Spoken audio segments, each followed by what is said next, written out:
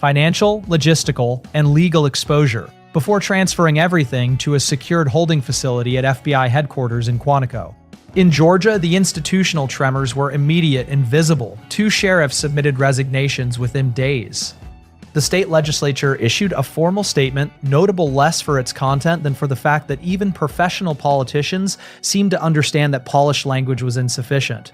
Trust cannot be rebuilt with speeches. It must be earned with transparency. Community forums filled to capacity in towns across the state. Outside courthouses, people gathered with handmade signs that asked, in various formulations, the same basic question: if the law itself is criminal, what justice remains?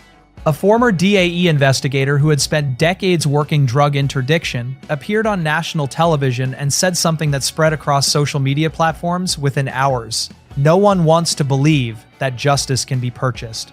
But silence is its own form of complicity. International media applied the language of historical precedent. Analysts and editorial boards compared the scope of the institutional betrayal to the Watergate scandal, not in terms of political mechanics, but in terms of what it did to public trust in the architecture of American governance.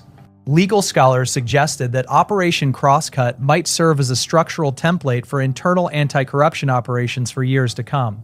The distinctive feature of the case, observers noted repeatedly, was that the primary targets had not been smugglers at the border or street-level distributors or even mid-level cartel operatives. They were people who carried government credentials, people who walked through metal detectors each morning into buildings that bore the emblems of law.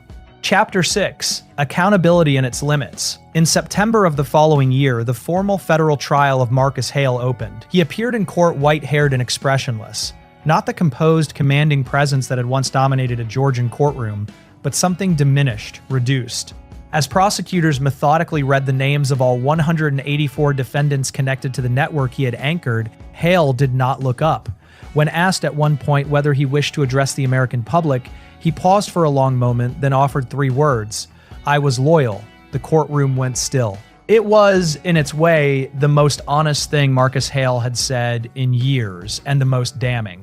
Not loyal to the people whose cases he had decided. Not loyal to the law he had sworn to administer. Loyal to an agreement with a Venezuelan cartel that had paid him generously to make certain that certain containers arrived at certain ports without incident.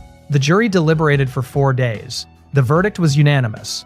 Life in federal prison with no possibility of parole. But even as the verdict was read, investigators and analysts across the law enforcement community knew that the legal resolution of the Hale case was not the same thing as the resolution of the problem the Hale case represented. 2 months after Crosscut concluded, buried in a lengthy supplemental report to Congress, a single line appeared: 4 additional networks currently under active review. Hale had been one branch. Chapter 7: Building Something in the Wreckage. The aftermath of a corruption scandal of this magnitude does not resolve cleanly. It does not conclude with a verdict and then recede. It lives in the institutions it has damaged, and the repair, when it comes, arrives slowly, imperfectly, and through the sustained effort of people whose names rarely appear in headlines. Georgia created the Federal Judicial Ethics Commission, an 11-member independent body empowered to conduct ongoing financial reviews of all court officials, require mandatory income disclosures, impose strict limits on gifts and outside compensation, and monitor for financial irregularities on a quarterly basis. It was the kind of structural reform that could only be born from a catastrophic failure, the legislative equivalent of installing a sprinkler system after the fire has already destroyed the building. In Atlanta, a group of law students formed an organization called the Clearline Project, dedicated to using publicly available data tools to track government consulting contracts and public expenditure. In Chicago, independent journalists constructed a public money map designed to make government financial flows visible to ordinary citizens. In New York, civil society organizations launched Transparency First, a campaign demanding full disclosure of court expenditures. The message across all of these initiatives was essentially the same. If justice requires light, then the windows need to be opened wider than they currently are.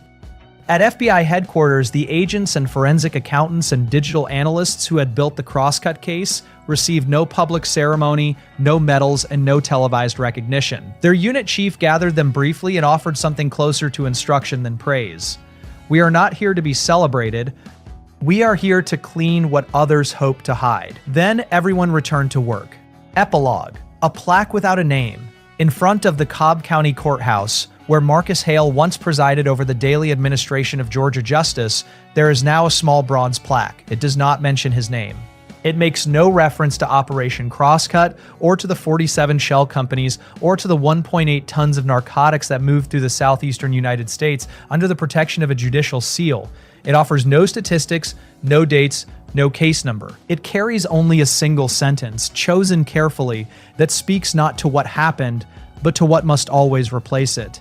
Justice does not begin in the courtroom. It begins the moment one person refuses to close their eyes. Hale's former house, seized by the federal government and fenced off, still stands a few miles away.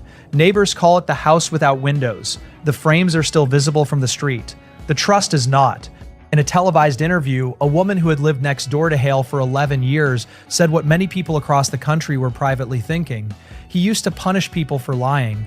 Now we just want to know who will hold him to the same standard. That question, quiet, persistent, and far from fully answered, is what remains when the cameras move on and the evidence vaults are sealed.